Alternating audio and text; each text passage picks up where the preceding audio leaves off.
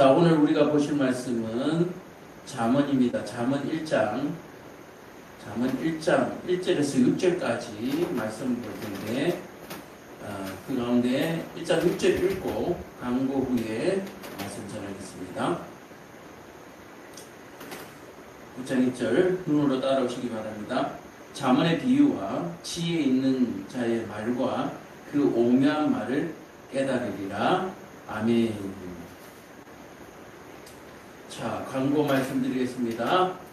이제 정말로 여름인가 싶습니다. 건강 조심하시고 체력 관리 잘 하시고 또 먹는 음식 잘 조절하시고, 지금 시절에 너무 과식해서 살이 나도 안 되고요. 또 너무 덥다고 찬 거 너무 많이 드셔도 안 되고, 물도 정말 목이 마르고 정말 갈증이 날 때는 찬 거 드시지 않으시고 약간 미지근한 게 아니라 냉기가 없이 그렇게 드실 수 있기를 바랍니다. 너무 더울 때 찬 것이 갑자기 들어가면 위험하거든요. 그래서 냉장고에 거 바로 드시지 마시고 조금 급하시더라도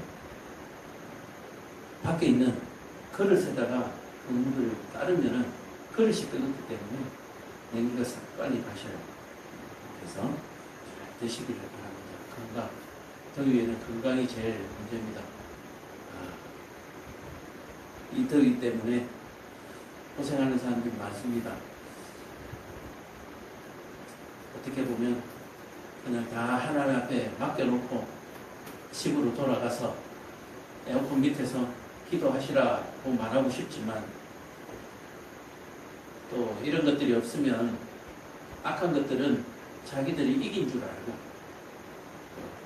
교만해지기 때문에 또 그럴 수도 없고, 어쨌든 하나님의 은혜가 있기를 그렇게 기도하시기를 바랍니다. 올림픽 공원에 나가 있는 사람들이나 국회에서 시원하게 있는 사람들이나 다 하나님의 은혜가 있고 하나님께서 마음을 움직여 주셔야만 버틸 수가 있습니다.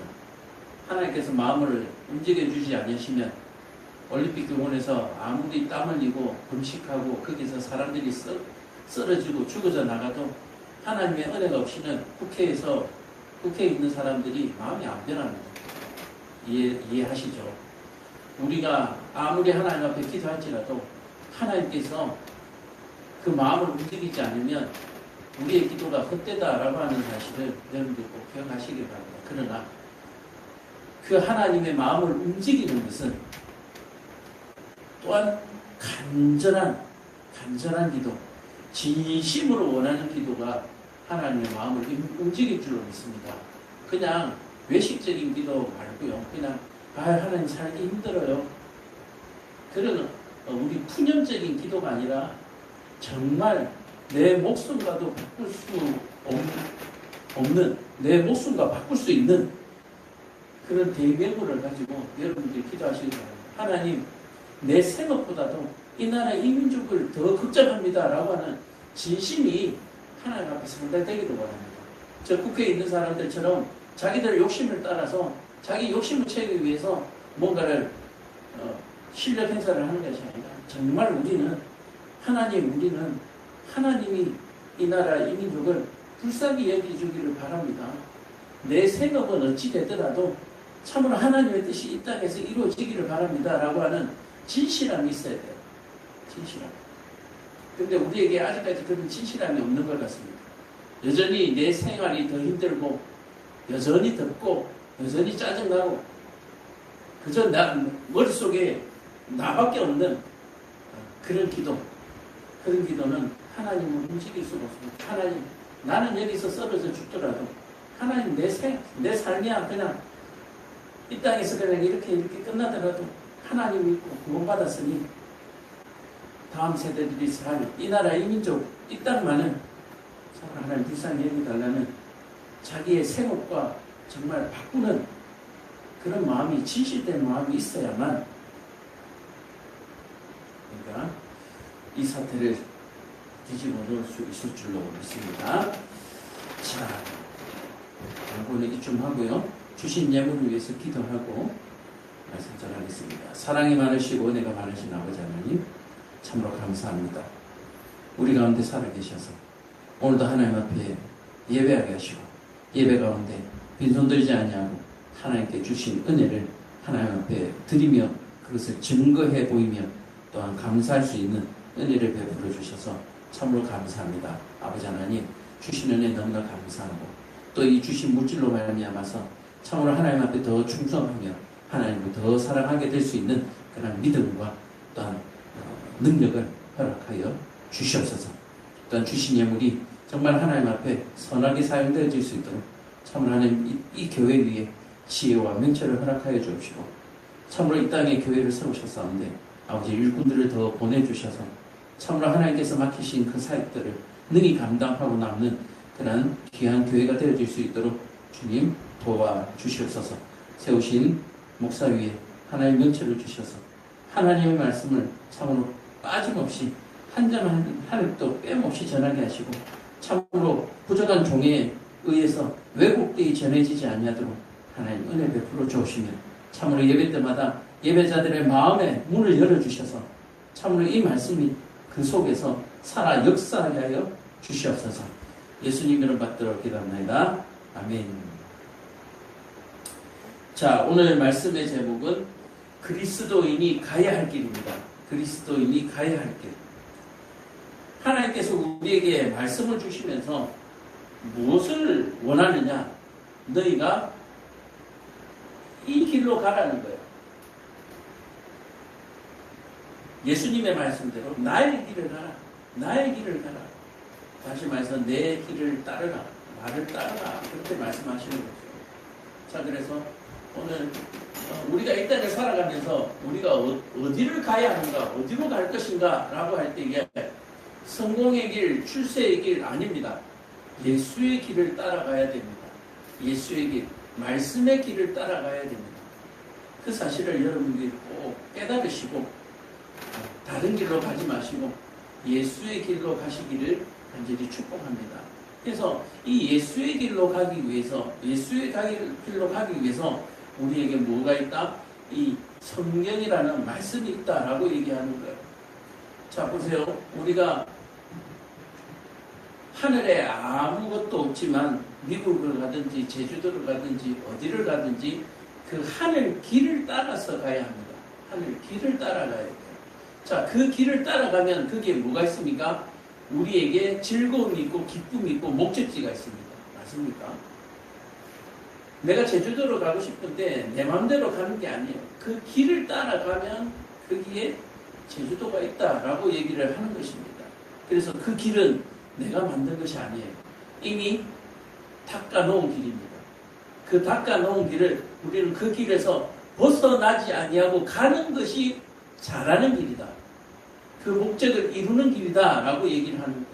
그래서 늘 얘기하지만 예수 뒤를 따르라, 하나님의 뜻을 따라가라 라고 얘기하는 게 꼭 내 삶은 다 팽개치고 뭐 그렇게 살아라 라고 들리는 경우가 참 많은데 그게 아니라 그 길 뒤에 내가 있다 라고 얘기하는 거예요. 그 길 끝에 예수가 있고 그 길 끝에 하나님이 있다 라고 얘기하는 것입니다. 이 사실을 여러분들이 꼭 깨달으시길 바랍니다. 꼭 깨달으시길 바랍니다. 맞습니다. 내가 막 길을 닦고 개척해서 그렇게 갈 수도 있어요. 그렇게 갈 수도 있다고. 그런데 그렇게 가면 늦어요. 또 그렇게 가면 늦을 뿐만 아니라 실패가 기다리고 있고 또 그렇게 가다 보면 이루지 못하고 내 생명이 끝날 수도 있다라고 하는 사실을 여러분들이 깨달으시고 내 지식의 한계, 내 능력의 한계를 여러분들이 깨달으시고 여호와의 길로 하나님께서 예비하신 길로 우리에게 따라오라고 하신 그 길로 여러분들이 따라갈 수 있기를 간절히 바랍니다. 그래서 이 여름 정말 무더운 날이지만 여러분들 여름 휴가철 한번 멋지게 한번 보내시려면 세숫다에 얼음 띄워서 발 담그고요. 성경책 한번 읽어보는 것도 마음 잡고 읽어보는 것도 너무 좋습니다. 성경책 읽다가 시원하면 졸리시면 주무시고 또 배고프시면 또 수박 한 통 깨 드시면서 그렇게 여름을 지내는 것도 지혜로운 거예요. 저도 여름 계획을 세워봤는데 보통 일이 아니에요. 더위도 더위지만 여러 가지 애로사항들이 참 많더라고요. 그래서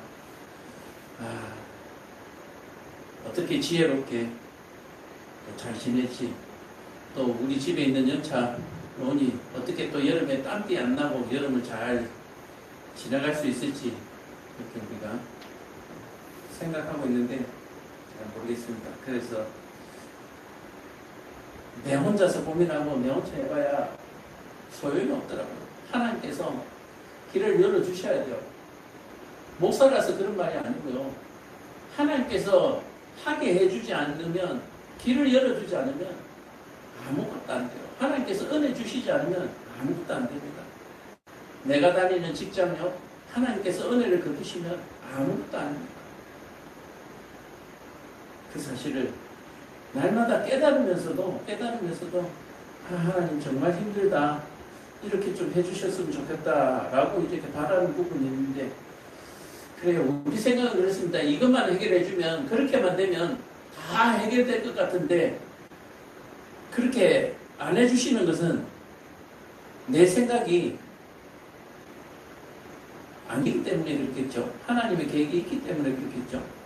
자, 그래서 우리에게 필요한 것은 하나님의 계획이 이루어지도록, 또는 속히 이루어지도록, 그리고 하나님의 계획이 이루어질 때까지, 내가 그것을 볼 때까지 내가 버틸 수 있도록, 그게 제일 중요해요. 하나님 나를 견딜 수 있게 해주세요. 이 어려운 가운데, 한란 가운데 하나님의 뜻이 이루어지는 것을 기다릴 수 있도록, 견딜 수 있도록 내게 그런 체력을 주옵소서. 그거밖에 없는 거예요. 하나님의 뜻이 이루어질 때까지 체력을 달라. 이 체력이 닿으면 하나님의 뜻이 이루어지는 것이겠죠. 그래서 어떨 때는 하나님 이 체력이 좀 빨리 소진됐으면 좋겠다라는 생각도 하기도 합니다. 자, 그래서 오늘 성경에 있는 말씀 가운데, 성경에서 손꼽히는 지혜롭다라고 하는 한 사람의 글을 통하여서, 그의 성경에 감동된 하나님의 말씀을 통해서 조금은 성경을 읽는데 눈이 열리고 마음이 열릴 수 있기를 바랍니다. 자, 1장 1절에 보면 다윗의 아들 이스라엘 왕 솔로몬의 잠언이라 라고 얘기합니다. 이 잠언이라고 하는 것은 우리에게 주는 교훈의 말씀을 얘기하는데, 왜 다윗의 아들 이스라엘의 왕 솔로몬이라고 얘기를 했냐라고 하는 부분에 있어서 먼저 이 기록한 솔로몬이 이 책을 썼다, 이 잠언을 기록했다라고 하는 자신을 밝히는 부분도 있고요. 그 다음에 솔로몬을 통하여서 누가 역사하시는, 하나님이 역사하시는 바로 그러한 계통에 대해서 먼저 사람들에게 신뢰를 주고자 하는 말씀이다 라고 얘기하는 거예요. 이스라엘 백성들이 위대하게 생각하는 다윗과 솔로몬, 위대한 왕 중에 하나인 그 다윗과 솔로몬을 통해서 그들은 고백하기를, 그런 고백이 있어요. 이는 저들은 실로 하나님의 사랑하신 아들들이요, 하나님의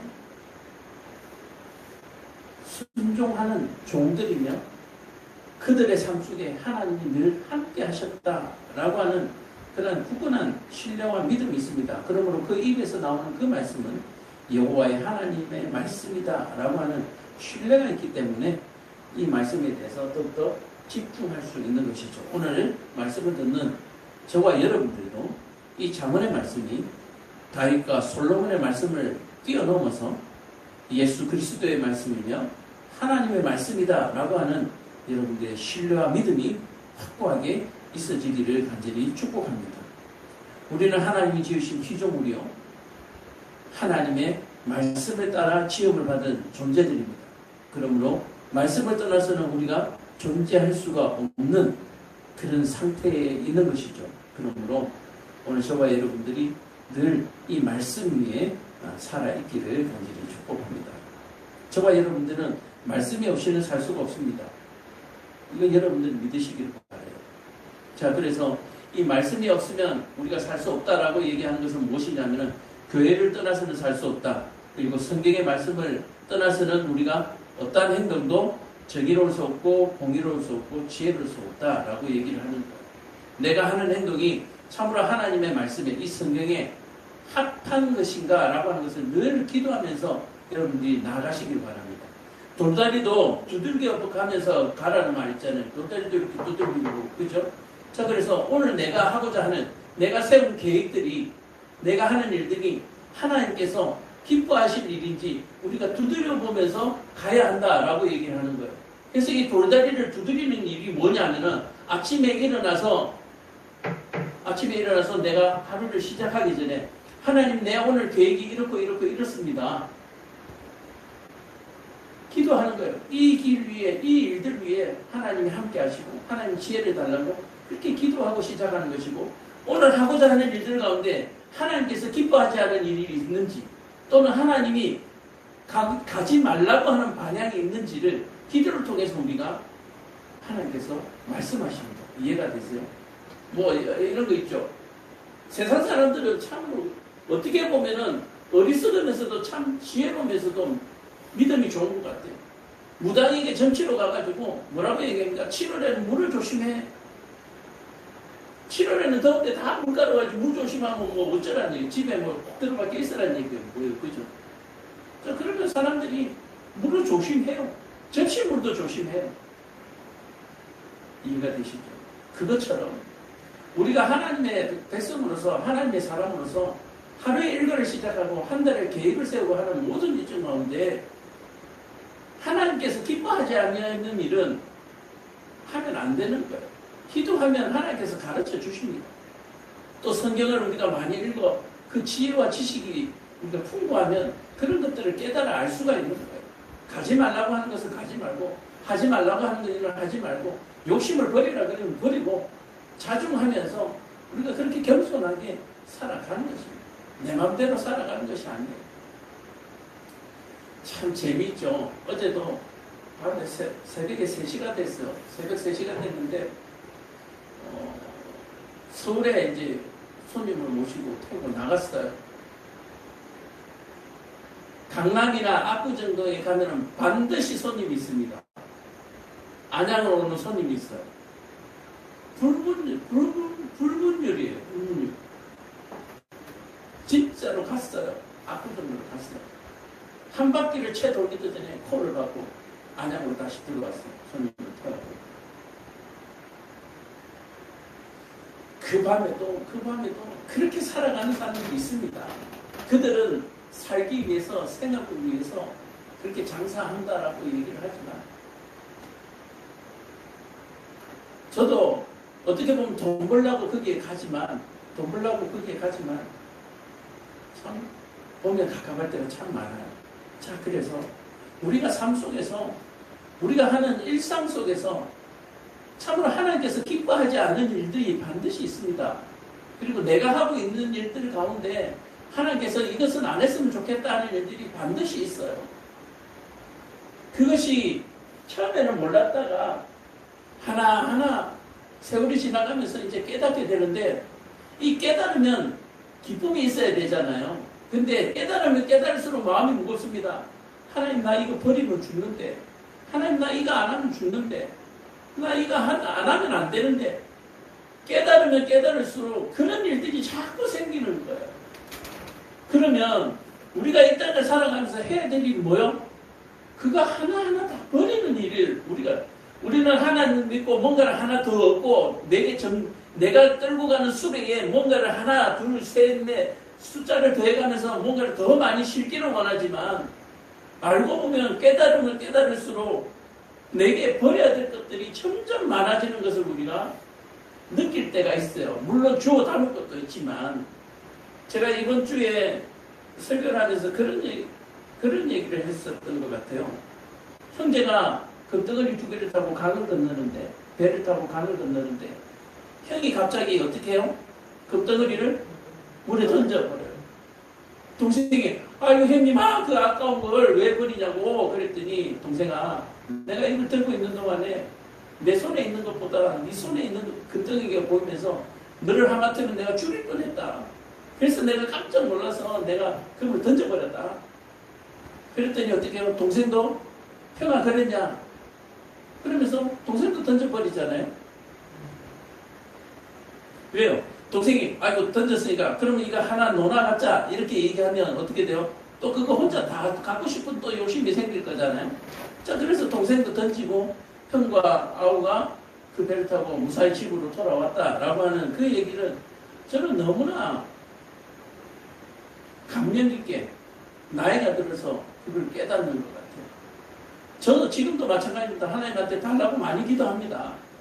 달라고 많이 기도하고 주시지 않는 것에 대해서 너무 답답해하고 힘들어하기도 해요. 그런데 하나 뭐요? 주시지 않는 데는 뭐가 있을 것이다? 이유가 있을 것이다. 까닭이 있을 것이다. 그리고 언젠가는 주실 때도 있을 것이다. 이해가 되세요? 자, 우리 한번 따라합시다. 까닭이 있다. 때가 있다. 그걸로 그게 믿음이에요. 그 믿음으로 우리는 살아가는 거예요. 그 믿음으로 우리는 뭐 하는 것이다? 인내하는 것입니다. 그러므로 삶은 인내입니다. 그 믿음으로 사는 것, 그 사는 것 자체가 인내. 하나님이 주시는 그것에 우리가 인내하며 기다리는 것이다. 믿음은 기다리는 것이다. 그래서 이 믿음이라는 단어는 여러 가지 것들로 표현되는데 어떤 때는 인내가 필요할 때가 있고요. 기다림이 필요할 때가 있고요. 또 어떤 때는 감사가 필요할 때가 있고요. 그래서 그때그때 하나님께서 주시는 지혜와 그때그때 맞춰서 우리가 하나님이 주시는 때에 하나님의 때에 우리가 그 때를 받으면 되는 거예요. 자, 그래서 솔로몬이 잠언을 기록했는데 성령에 감동되고 하나님의 말씀으로서 기록된 이 잠언이 뭐냐? 이 잠언은 지혜와 훈계를 알게 하며 명철의 말씀을 깨닫게 하며 라고 이렇게 시작하고 있습니다. 지혜와 훈계를 알게 한다. 하나님의 말씀은 지혜와 훈계를 알게 한다. 그러므로 저와 여러분들은 지금 뭐가 없는 상태였습니까? 지혜가 없는 상태였다. 가르침이 없는 상태. 그러니까 어떤 상태입니까? 내 마음대로 살아가는 상태. 아무것도 모르고 천지도 모르고. 혹시 제가 혹시 우리 집에 날파리가 좀 있어요. 집에 이렇게 싱크대 날 때 보면 화장실에 보면 날파리 날아다니잖아요. 날파리 얘들 잡기 쉽던가요? 뭐 날파리 이렇게 날아다니잖아요. 막. 천지도 모르고 막 이렇게 날아다니잖아요. 자기들 살라고 그렇게 날아다니지만 아무리 잡으려니까 너무나 힘들어. 자, 그래서 이런 상태가 뭐냐면은 저와 여러분들의 상태. 얘들은 하나님이 지으신 대로 자기 그 생존을 위해서 이렇게 날도록 하나님께서 만들어 놓으신 거잖아요. 근데 우리는 지금 이 성경의 말씀대로 살아라고 지어놨는데 우리는 이 성경대로 살지 않냐고 어떻게 살아요? 이 날파리처럼 막 살아가는 거예요. 이 날파리처럼 살아가다 보니까 어떻게 돼요? 여기도 부딪히고 저기도 부딪히고 어떨 때는 손바닥 사이에서 압사당하기도 하고 그렇게 하는 거죠. 그죠? 자, 그래서 이 성경의 말씀은 이 하나님께서 우리에게 주신 말씀은 우리에게 뭐다? 지혜이고 훈계다. 가르칩니다. 자, 그래서 이 말씀을 통해서 명철의 말씀을 깨닫게 한다라고 얘기를 하는 거예요. 자, 그래서 잠언 우리가 지금 1장을 보고 있지만 9장 10절을 보면은 여호와를 아는 것이 지혜의 근본이요 거룩하신 자를 아는 것이 명철이니라 라고 얘기를 하는 거예요. 자, 우리에게 지혜의 근본이 뭐예요? 하나님을 아는 것이다 라고 해요. 하나님을 아는 것. 여러분들 하나님 아세요? 하나님 아세요? 우리는 하나님의 수박 그달기 정도만 알고 있어요. 수박 그달기 정도라고 얘기하는 것은 창세기 하나님을 얘기하는 거죠. 하나님이 천지를 창조하셨대. 하나님이 사람도 만드셨대. 우리가 하나님 앞에 범죄했대. 그래서 우리가 하나님을 믿지 않으면 심판을 받는데 이게 그달기라고 얘기하는 거죠. 왜 거닫기라고 얘기하면 우리가 하나님 앞에 범죄할 때 우리가 하나님 앞에 불순종하면 심판을 받는데 이게 얼마나 어리석게 하나님을 아는 것인가, 얼마나 수박 거닫기인가 라고 얘기해요. 우리가 좀 더 하나님을 알기 위해서는 어떤 거요? 하나님은 뭐다? 사랑이시다. 우리가 하나님을 정확히 알기 위해서는 하나님은 사랑이시다는 거예요. 하나님이 우리를 어떻게 사랑하시는지를 우리가 아는 것, 그게 더 중요한 거예요. 우리는 그런데 겨우 그게 어떻게 보면 죄인의 상태이기 때문에 그렇습니다. 죄인의 상태이기 때문에 법이 무서운 거예요. 우리가 하나님 앞에 범죄할 때 하나님의 말씀을 우리가 어겨서 우리가 심판을 받는데 죄인은 심판을 두려워할 수밖에 없습니다. 그러나 하나님의 자녀가 된 자들은 하나님이 우리를 어떻게 사랑하셨는지가 더 중요한 거예요. 아이들이 왜 부모를 엄마 아빠 하면서 왜 따라다닙니까? 쟤들 둘이가 날 낳았어. 그것만 가지고 애들이 엄마 아빠 따라다니는 게 아니에요. 쟤 둘이를 따라가면 먹여주고 입혀주고 나를 책임진다는 거예요. 그래서 걔들이 따라오는 거예요.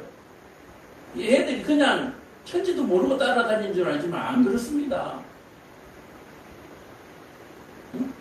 아이들 머릿속에 들어가면 그런 구조예요. 쟤들 둘이가 나를 낳았대. 낳은 것으로 쫓아다니는 게 아니에요. 쟤를 따라가야만 내가 산다는 거예요. 쟤 둘이는 나를 끔찍히도 사랑해. 쟤들 둘이는 나를 끝까지 지켜주고 보호해줘. 얘들이 그거 아는 거예요. 본능적으로. 처음에는 본능적으로 알게 하시고 이후에는 어떻게 돼요? 교육을 통해서 깨닫게 하고 알게 하시는 거예요. 그럼 저와 여러분들은 지금 어떤 상태예요? 쟤들 둘이가 나를 낳았대. 그 정도밖에 안 되는 거예요.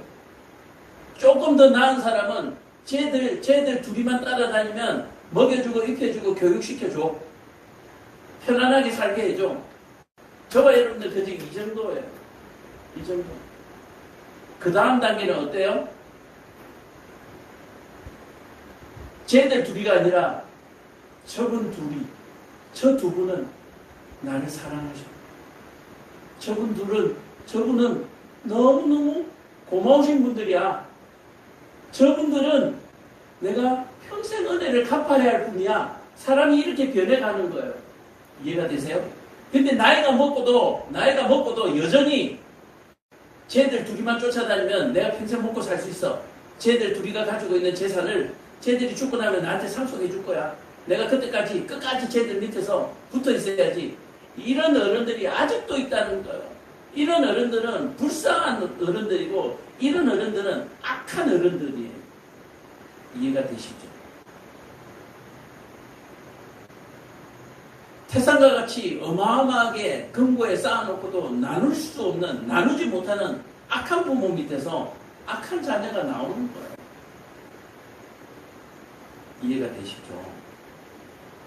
금고에 수천억이 왜 필요하죠? 금고에 수천억이 왜 필요해요?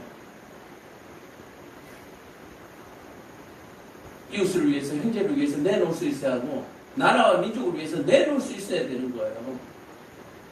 우리가 일본의 식민지 속에 살 때에 정말 존경받는 부자들이 어떻게 했습니까? 곳간을 열었습니다. 그렇죠? 제가 채시 부자인지 잘 모르겠지만 하여튼 그거는 기억납니다. 사방 백리 안에 굶는 자가 없게 하라. 그리고 그걸 열어서 독립군들에게 그 자금을 조달하고 그게 부자죠. 또 부자들이요. 힘들 때만 다 줄게 막 순간 같아 그렇게 풀지 말고 그죠? 미리미리 좀 풀고 미리미리 사회복지라든지 이런 것들을 좀 장만해가지고 그럼 좋은데 어쨌든 나라가 어려울 때라도 자기 곳간을 열 수 있는 것은 대단한 결심이죠. 나라가 어려울 때 힘들 때 곳간을 연다라고 하는 것은 현재 권력자들과 적을 지는 것과 같은 것이니까 그죠? 어쨌든 하나님의 말씀이 없으면 이런 어리석은 자들이 돼요. 이런 어리석은 자는 세상에 욕을 많이 얻어먹습니다. 세상에 욕을 많이 얻어먹으면 어떻게 돼요? 오래 삽니다. 장수예요, 장수. 오래 살고 싶은 분들은 악하게 사세요, 악하게. 지독하게 살아버리세요. 그럼 오래 살아요. 자, 근데 보세요. 하나님을 모르는 채로 지독하게 오래 살면 그 어떻게 돼요? 죄가 태산과 같이 커지겠죠. 오래 산 만큼 죄가 커지는 거예요. 근데 사는 동안에는 그게 복인 줄 알고 얼마나 기뻐하면서 그렇게 살아가겠어요. 그게 하나님을 모르는 사람들의 비애입니다. 비애. 우리는 두 가지를 걱정해야 합니다. 내게 있는 것을 나누지 못해서 걱정하고, 내게 나누어 줄 것이 없는 것에 여러분들 걱정하시길 바랍니다. 이해가 되세요? 내가 왜 열심히 살고 내가 왜 열심히 돈을 버느냐? 하나님 나누어 주고 싶은데 나누어 줄 게 없어서 내가 돈을 벌어야 되겠다고. 하나님 저기도 좀 나눠줘야 되겠고 저기도 좀 도와줘야 되겠는데 하나님 나가 없어요. 없어. 도와줄 게 없어요. 그래 내게 좀 주세요. 하나님 내가 저들을 돕는 손으로 하나님 나를 사용하여 주옵소서. 이 나라 이 민족을 구하는 손으로 나를 사용하여 주옵소서. 우리가 그렇게 고민하고 기도해야 되는 거예요. 자, 그래서 하나님의 말씀을 통해서 우리는 뭐요? 지혜와 훈계를 알게 되고 면책을 깨닫게 된다라고 얘기를 하는 것입니다. 자, 그래서 4절에 보면 3절부터 봅시다. 지혜롭게, 공의롭게, 정의롭게, 정직하게 행할 일에 대하여 훈계를 받게 한다.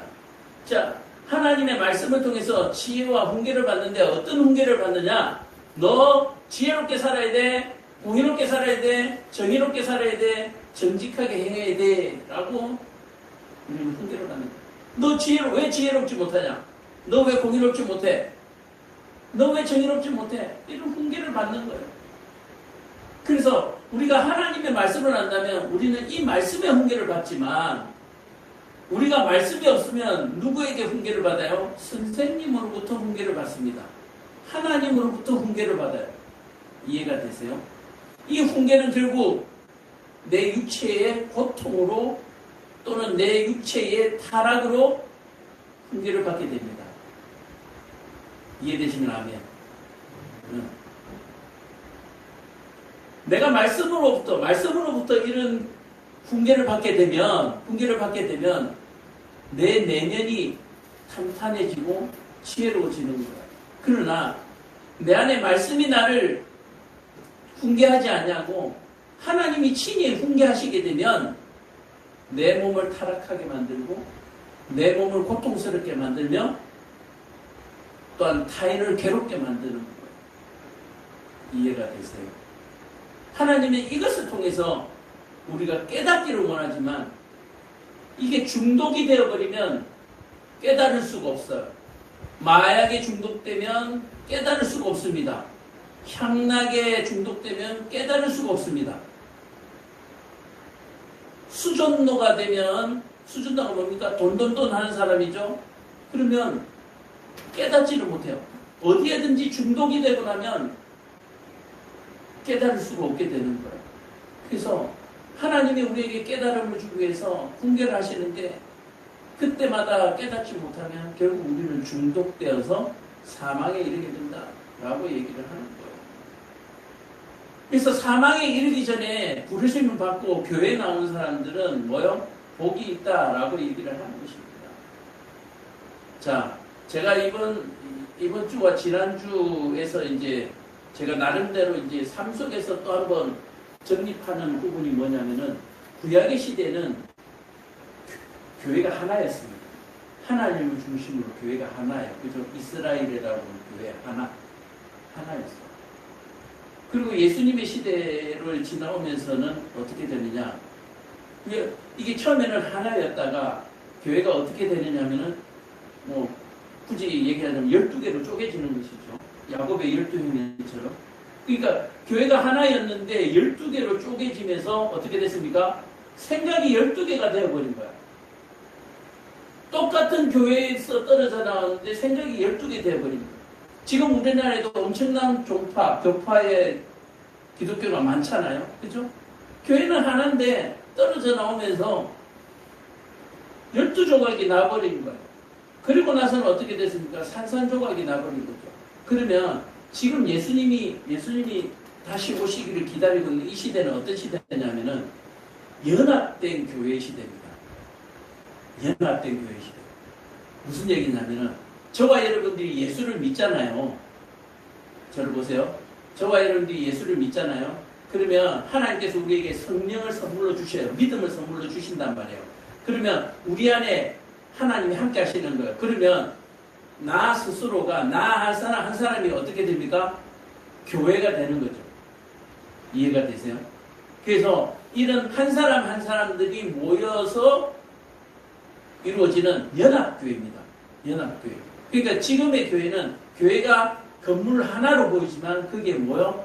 연합된 교회다라고 해요. 여러 개의 교회가 함께 모여진 예배. 그래서 어떻게 보면은 더 위대한 교회죠.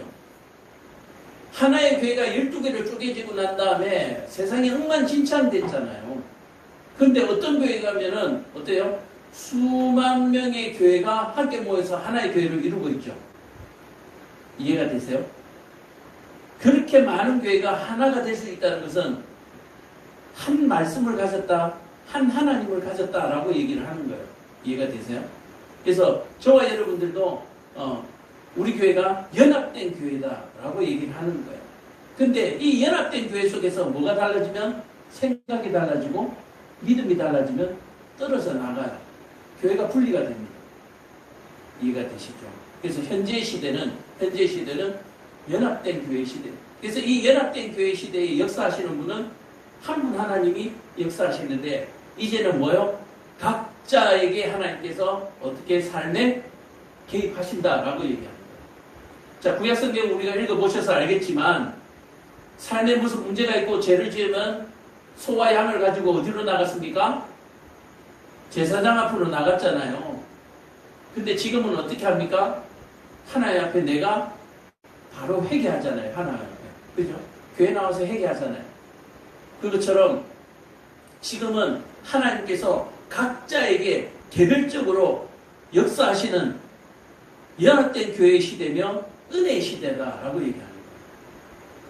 예전에는 소와 양을 가지고 또는 소와 양을 살 돈을 가지고 예루살렘까지 흔들게 한 달이고 두 달이고 걸어와가지고 예루살렘에서 제사를 지내고 하나님 앞에 제사를 지내고 난 다음에 제사장의 안수를 받고 그렇게 돌아갔었단 말이에요. 근데 지금은 그렇지 않잖아요. 한 사람 한 사람에게 하나님께서 은혜 베풀어 주셔서 각자에게 하나님께서 바로바로 역사하시기 때문에 이런 불편함이 없는 시대에 바로 은혜의 시대다라고 하는 사실을 여러분들 꼭 기억하시기를 바랍니다. 이런 은혜의 시대에 복받지 못하고 이런 은혜의 시대에 우리가 하나님을 알지 못하면 참으로 어리석은 자요, 지혜롭지 못한 자요, 불쌍한 자가 된다라고 하는 사실이에요. 자, 그래서 이제는 이 연합된 교회니까 각자의 교회니까 각자가 교회가 되는 것이니까 이 안에 뭐가 있어야 돼요? 하나님의 한 말씀이 있어야 되는 거예요. 한 말씀이. 자, 그래서 한번 봅시다. 성경에서 오늘 4절에 보면 어리석은 자를 슬기롭게 하며 젊은 자에게 지식과 근신함을 주기 위한 것이다 라고 얘기하는데 이 어리석은 자하고 젊은 자는 같은 말입니다. 어떻게 보면 엄밀하게 얘기하면 자, 그래서 어리석은 자가 뭐냐면 앞에 한번 읽어봅시다. 노란 글씨 읽어봅시다. 시작. 모든 것이 열려있어. 자, 앞에 보세요. 앞에 보세요. 앞에 노란 글씨 같이 있습니다. 시작. 모든 것이 열려있어. 좋은 것이든 나쁜 것이든 분별 없이 받아들이는 것. 이게 어리석은 거예요. 이게 젊은. 그러니까 젊다 보니까 경험이 없다 보니까 이게 좋은 건지 나쁜 건지 똥인지 된장인지 모르고 그냥 다 집어 먹어본다는 얘기. 이런 것들을 뭐라고 그런다고요? 어리석은 자다라고. 어리석은 자. 그래서 우리는 아이고 어리석다라고 하면 이 사람이 뭐 그냥 머리가 좀 나쁜가 보다. 근데 애는 좀 착해. 뭐 이런 식으로 우리는 어리석다는 말에 대해서 별로 거부감이 없잖아요. 기분은 나쁘지만. 근데 성경에서는 이 어리석다라고 하는 것은 굉장히 무서운 말이고 두려운 말입니다. 에이, 어리석은 놈아. 이 뭐요? 욕이라는 거예요. 너 살인할 놈아. 너 강도질한 놈아. 너 도둑질한 놈아. 바로 이런 얘기예요. 어리석다고 하는 말이. 성경 속에서 깊은 뜻은 뭐냐면. 그래서 이 어리석은 자는 언제든지 뭐 할 수 있어요? 남을 해칠 수 있어요. 언제든지 남을 죽일 수도 있고, 언제든지 죄를 지을 수 있는 상태가 바로 어리석은 자예요. 똥인지 된장인지 분별할 수 없는 상태. 그래서 하나님의 이 지혜와 훈계, 하나님 말씀은 바로 이 어리석은 자들을 어떻게 한다? 지혜롭게 한다라고 하는 거예요. 분별력이 있도록 만들어준다라고 얘기합니다. 우리 한번 살짝 우리의 지난 인생들을 한번 돌아봅시다. 하나님을 몰랐을 때와 하나님을 알 때와 할 수 있는, 내가 움직일 수 있는 행동 바운다리가 달라져요. 그거 느끼십니까? 제가 지난번에만 얘기했죠. 하나님을 알고 나니까 배가 고파지더라고요. 이게 무슨 말이냐면은 저는 세상에 있는 모든 집이 술집이었어요. 짜장면을 먹을 때도 술이 있으면 좋고, 삼겹살을 먹으러 가서도 술이 있으면 좋고, 된장찌개를 먹으러 가서도 술이 있으면 좋고, 라면을 끓여도 술이 있으면 좋은. 그러니까 온 세상에 있는 모든 식당들이 뭐야? 술집이었어요. 근데 교회를 다니고 목사님의 신방 가방을 들고 다니면서, 목사님 뭐 먹고 싶나? 너 좀 잘 아는 데 없나? 너 사회생활 많이 했으니까 맛있는 집 한번 안내해봐. 없는데요. 없어요. 갈 데가 없어요. 다 가도 되는 곳인데 갈 데가 없어요. 그때를 생각해보면 뭐요? 내가 예수 믿었구나. 내가 정말 그때 예수님을 만났구나 싶을 거예요. 지금은 어때요? 아무 데나 갑니다. 왜요? 거기 가서 이제 술을 안 먹어요. 밥만 먹어요. 예수를 믿는 상태는 이런 상태예요. 지혜가 들어오면 이런 상태예요. 처음에는 바보가 됩니다. 근데 나중에는 지혜로워요. 예수를 알고 나면 처음에는 자꾸 주워 담으려고 합니다. 근데 나중에 깨닫고 나면 자꾸 버리려고 해요. 이런 변화들이, 이런 단계들을 내가 거치면서 성숙된 신앙인으로 거듭나게 되는 것입니다. 오늘 저와 여러분, 지난 우리 교회를 만나고 지난 시간 동안 내가 어떤 것들이 변했는지, 또 어떤 생각들이 어떻게 변했는지에 대해서 한번 자신을 돌아보면서 아직도 내가 변하지 못한 것이 있고 내가 아직까지 만족한 것이 없다면 성경의 말씀을 통해서 고침을 받으시기를 바랍니다. 훈계를 받으시기를 바랍니다. 자, 그래서 어리석은 자를 슬기롭게 한다. 하나님의 말씀은 어리석은 자를 슬기롭게 한다는 거예요. 오늘 제가 말씀드리는 부분도 마찬가지예요. 자꾸 뭔가를 주워 담으려고 하지 말고 내게 있는 것을, 필요 없는 것들을 자꾸 버려요. 버리면 빈자리가 생기고 빈자리에 무엇을 채워 넣어야 될지 하나님께서 지혜를 주시는 거예요. 필요 없는 것들을 거기다 꽂아 놓으니까 딴 것을 집어넣을 곳이 없는 거예요. 세모진 구멍에다가 동그란 것을 집어넣어 놓으니까 어떻게 됩니까? 그게 틈이 생겨서 거기에 바람이 들어가고 물이 들어가는 거예요. 세모진 구멍에는 삼각형에 딱 맞는 마개가 꽂혀야만 물이 새지 않냐고, 공기가 새지 않는 거예요. 그래서 내게 지금 맞지 않는 것이 뭐가 있는지 나는 알 수가 없습니다. 말씀을 통해서 이건 내게 맞지 않는 거구나. 내가 무엇을 빼내야 할지도 성경을 통해서 알 수 있는 거예요. 내가 스스로 내가 뭘 빼내야 되는지. 우리는요, 필요 없는 것도 담아내잖아요. 제가 늘 얘기하잖아요. 냉장고에 음식이 썩어 나가요. 먹지도 않는 것들, 필요도 없는 것들을 갖다 넣어놔가지고 썩어져 나가잖아요. 우리는 죽을 때까지 냉장고에서 음식이 썩어져 나갈 겁니다. 죽을 때까지. 것을 보면서 우리가 나 자신을 깨닫는 거예요. 냉장고가 저렇게 썩었는데 내 속은 어떻게 했냐는 얘기예요. 내 안은 어떻게 했냐는 얘기예요. 썩어서 악취가 나고 구릿내가 나는 거예요. 비워야 돼요. 끄집어내야 되는 거예요. 그런데 사실 그 끄집어내는 것도 사실 그거 다 내게 필요한 영양소였잖아요. 근데 왜 그게 썩어지도록 내버려 두느냐? 이게 왜 그래요? 내가 엉뚱한 곳에 정신이 팔려서 그렇습니다. 욕심이 많아서 그래요, 욕심이. 있는 거 먹고 또 채우고, 있는 거 먹고 또 채우고 하면 되는데, 욕심이 많다 보니까 먹기도 전에 채우고, 먹기도 전에 채우니까 밑에 있는 것이 숨을 못 쉬어서 깔려서 죽는 거예요.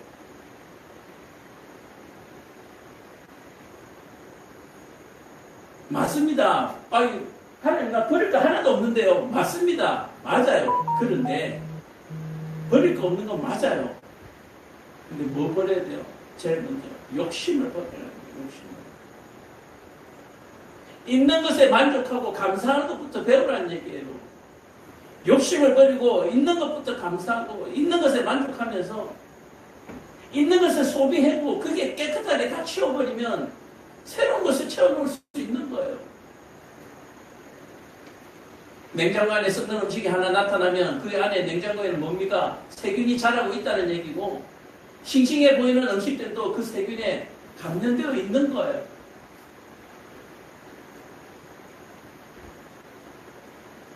감사하고 만족하고 버리시기 바랍니다. 그것이 하나님의 말씀이 우리 안에 들어옴으로 말미암아 변화되어져가는 우리의 모습이다라는 거예요. 감사하고 만족하고 욕심을 버리는 이런 모습들이 내가 느껴져야 되는 거예요. 내가 느껴져야 돼요. 오, 내가 왜 이러지? 내가 왜 이러지? 내가 낯설어야 돼요. 화장실이나 욕실에 가서 거울에 비춰볼 때 내가 낯설어야 돼요. 예수를 믿기 시작하고 나서 내가 낯설어야 됩니다. 직장에 똑같은 자리에 여전히 앉아있지만 이 자리가 낯설어야 돼요. 내가 하는 행동들이 낯설어야 돼요. 그게 변화되는 거예요. 그런 낯설음이 없이는 변화가 일어나지 있지 않는 거예요. 어리석은 자란 모든 것이 열려 있어서 좋은 것인지 나쁜 것인지 분별 없이 막 받아들이는 거예요. 예수를 믿고 나서 와, 나는 이제 하나님이 나를 도우셔. 이리 치고 저리 치고 막 치고 나가면 다치는 거예요. 자, 우리 한번 또 따르면 슬기로움이라. 자, 지혜롭고 슬기롭게 하는. 슬기로움이면 무엇이냐? 노란 것이 읽읍시다. 시작. 진중하게 분별하는 능력, 밝게 들여다보는 신중함. 이게 슬기라고요. 슬기롭다. 이 슬기로움의 제일 중요한 것이 뭐겠습니까? 신중함이에요. 신중함. 신중히 안을 세밀하게 두드려보면 그 안이 밝게 보이는 거예요. 바로 이것을 혼탁한 가운데 있는 것을 걷어내고 밝게 보는 능력, 이게 슬기로움이라고 얘기합니다. 슬기로운 감방생활. 감방생활 어둡고 암울하잖아요. 근데 슬기로워지면 그 감방생활이 어떤 생활이 됩니까? 갱생의 생활이 됩니다. 두 번 다시 범죄하지 않는 삶으로 바뀌는 거예요. 새로운 인간으로 거듭나는 거예요.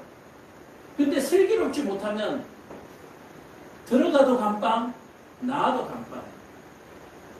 죄를 지은 사람들은 어디든지 감방일 수밖에 없습니다. 왜? 자신을 드러내는 수 없기 때문에.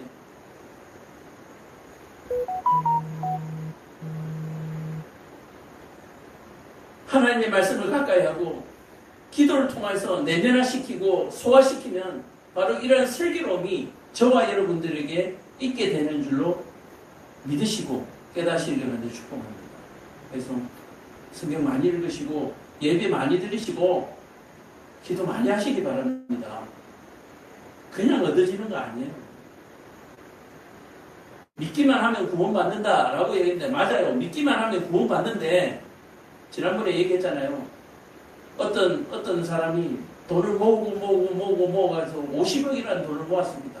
너무너무 기뻐가지고 그동안 제대로 먹어보지 못한 짜장면을 먹으러 중국집 들어간 거예요. 중국집에 들어가서 그 짜장면 먹다가 목에 걸려서 죽어버려요. 무슨 말인지 알겠어요?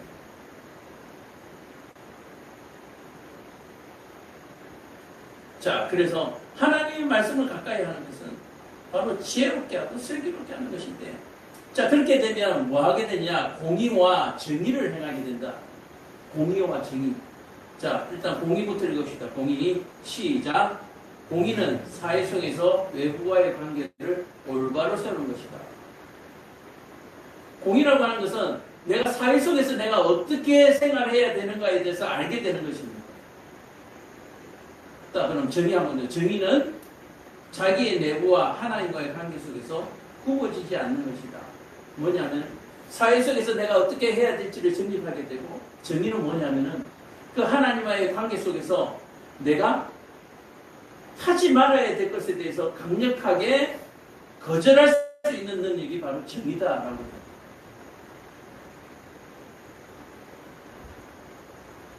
그래서 공의와 정의는 항상 함께 따릅니다. 내가 어디에 가서 어떻게 행동해야 될지를 공의와 정의가 결정하는 거예요.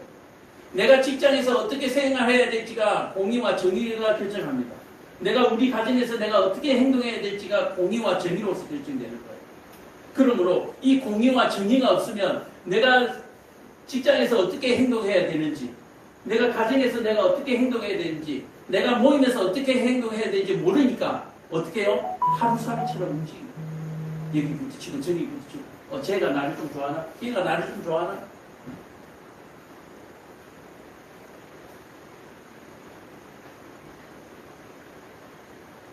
어떻게 보면은 거지가 되는 거죠.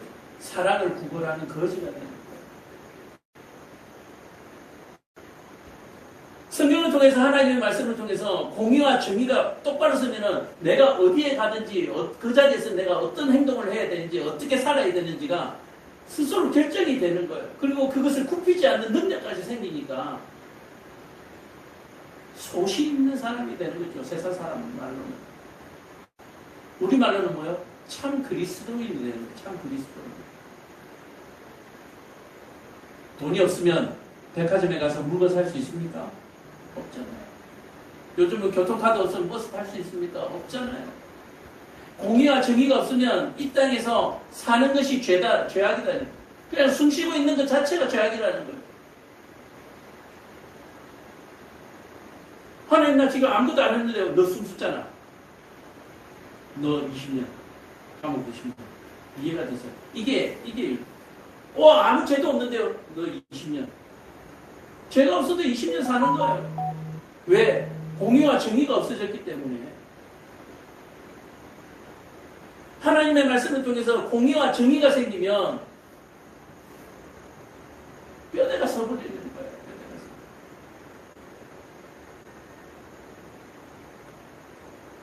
자, 그렇다면 이 공의와 정의,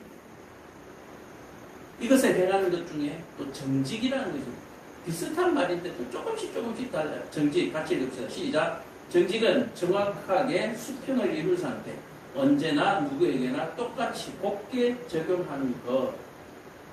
정직은 뭡니까? 공의와 정의를 나뿐만 아니라 다른 사람에게도 똑같이 공평하게 적용하는 거예요. 소위 말해서 요즘 유행하는 내로남불은 공의롭지 못하고 정의롭지 못하는 거예요. 이런 사람은 숨 마셔도 20년이에요. 무슨 말인지 아세요? 오늘 아침에 눈 떴는데 너 30년. 공의와 정직은 자신뿐만 아니라 다른 사람에게도 똑같이 적용하는 것. 바로 이것이 정직이다.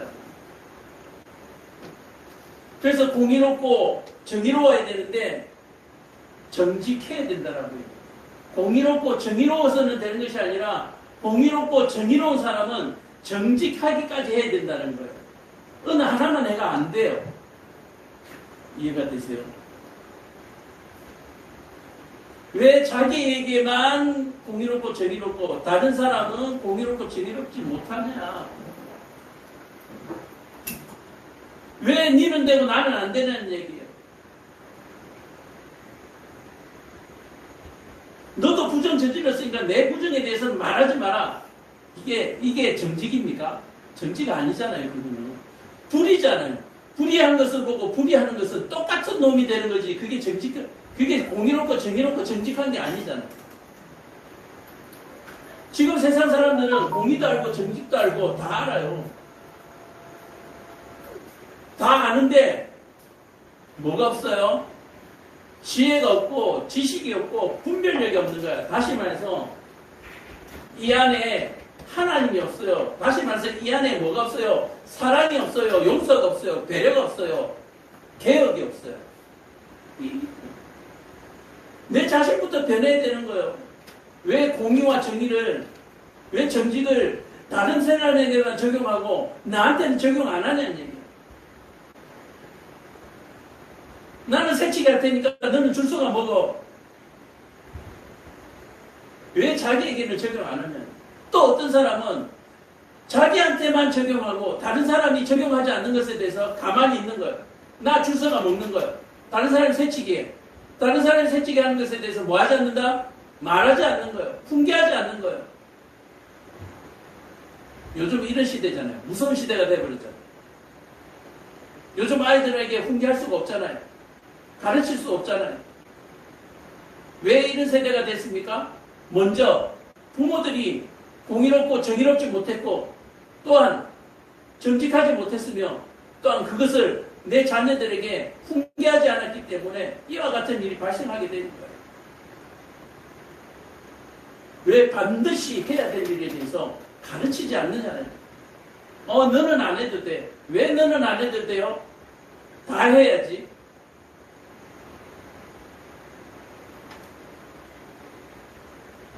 나는 사장님이고 높은 사람이니까 줄 안 서도 돼. 왜요? 왜 그래도 돼요? 그렇게 하려면 개인 식당에 가야 돼. 개인 식당. 우리는 하다못해 예전에 가정에서 밥을 먹더라도 어른이 먼저 수저를 들어야 아이들이 수저를 들 수 있었어요. 쌀밥과 보리밥을 같이 밥을 해서 쌀밥은 어른 밥그릇에 아이들은 보리밥이 그 밥그릇에 담겼습니다.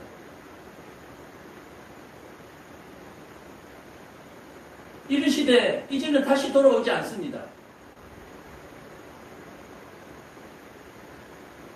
그 시대의 아이들을 불쌍하다고 말할 수 없습니다.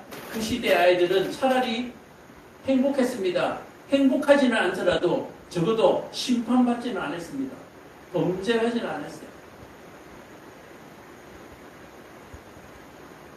정직이라고 하는 것은 공의와 정의를 나에게뿐만 아니라 타인에게도 공평하게 적용하는 것, 바로 그러한 능력이 정직의 능력이며 하나님의 말씀을 알 때에 우리는 이와 같은 능력을 세상에서 발휘할 수 있습니다. 공의와 정의와 정직을 발휘하다가 세상에 고난을 당하고 세상에서 죽임을 당하여도 그것은 결코 나쁘지 않은 죽음이에요. 명예로운 죽음입니다.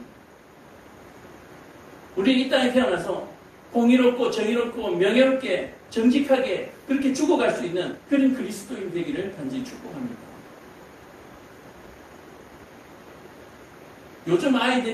요즘 법이 그래서 또는 아이들뿐만 아니라 요즘에 법이 무서워서 세상 사람들에게 뭐 하지 못한다라고 얘기하는데 사실은 아니에요. 자기가 먼저 정직하지 못하고 공의롭고 정의롭지 못하기 때문에 다른 사람을 훈계할 수가 없는 거예요.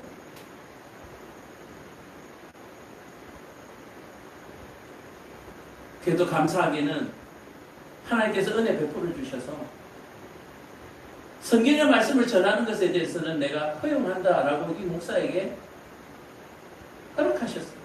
네 말 말고 성경의 말을 하는 것에 대해서는 내가 훈계하는 것에 대해서 허락받아요.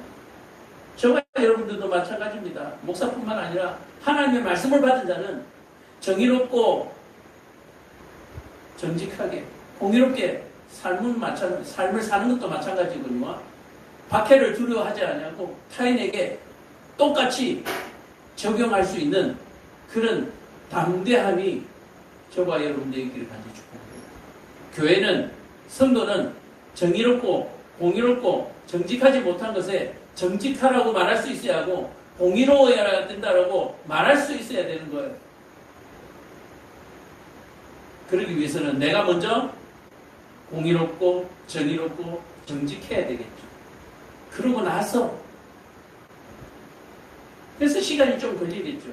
시간이 걸리더라도 우리는 이와 같은 우리 스스로의 회복이 있기를 간절히 축복합니다. 우리 안에 공의롭고 정의롭고 정직하지 못한 것들을 매일매일 발견해내서 그것을 내다 버려야 돼요. 저 동해바다에 이번 휴가철을 통해서 동해바다에, 서해바다에, 남해바다에 또는 계곡의 폭포 속에다가 다 집어 던져버리고 그렇게 돌아오시기를 간절히 축복합니다. 제가 병원 예배 제가 병원 예배에 가가지고 마지막 멘트가 가끔 참 난감할 때가 있어요. 예배를 마쳤습니다. 자유롭게 기도하시다가 돌아가시길 바랍니다. 이 멘트가 너무 제가 말해놓고도 너무 웃긴 거예요. 그래서 이게 입에 붙어가지고 그렇게 하는데 자꾸 바꾸려가지고 자유롭게 기도하시기 바랍니다. 기도하시기 바랍니다. 이라고 끝내야 되는데 기도하시고 돌아가시기를 바랍니다. 이러니까 너무 웃어요. 하여튼 그렇게 해서 다들 삶의 현장으로 그렇게 오시기를 바랍니다. 자, 이 지혜의 말씀을 통해서 명철한 자가 지략을 얻는다라고 얘기를 하고 있습니다. 명철한 자가 지략을 얻는다. 자, 같이 한번 읽어봅시다. 시작. 명철과 지략은 따로 존재하는 것이 아니라 명철 속에서 지략이 나온다. 지략은 기술을 의미하기는 하나 사실을 꿰뚫어 보는 명철과 불가분의 관계다. 자, 이 지략이라고 하는 것은 기술적인 부분이거든요. 그런데 명철을 떠나서는 지략이 나올 수 없다. 다시 말해서 명철 속에서 지략이 나온다라고 얘기하는 거예요. 지략이라고 하는 것은 어떻게 펼쳐나가는 방법에 대해서 얘기하잖아요. 이 방법이 뭐 해야 된다? 공의롭고 정의롭고 정직해야 된다는 얘기예요. 편법이 있어서는 안 되는 거예요. 이번에 이재명이 같이 내부 거래하면 안 되는 거예요. 집 팔면서 건저당 설치해주는, 건저당을 설치해주는 거예요. 보통 은행에 대출을 받아가는데 자기가 대출을 해주는 건저당 설정하는 거예요. 이거 지략 아니에요. 편법이죠. 지략은 법 속에서 나와야 되고 명철 속에서 나와야 합니다. 이렇게 법 사이를 왔다 갔다 요리조리 피해다니는 미꾸라지 같은 행동들은 법치주의를 못하는, 법치를 무너뜨리는 것이죠. 명철은 지략 속에서 나와야 되는 거예요. 다시 말해서 오늘 저와 여러분들의 정의로운 행동과 공의로운 행동과 정직한 행동은 어디에서 나왔어요? 성경, 하나님의 말씀 속에서 나온 거예요.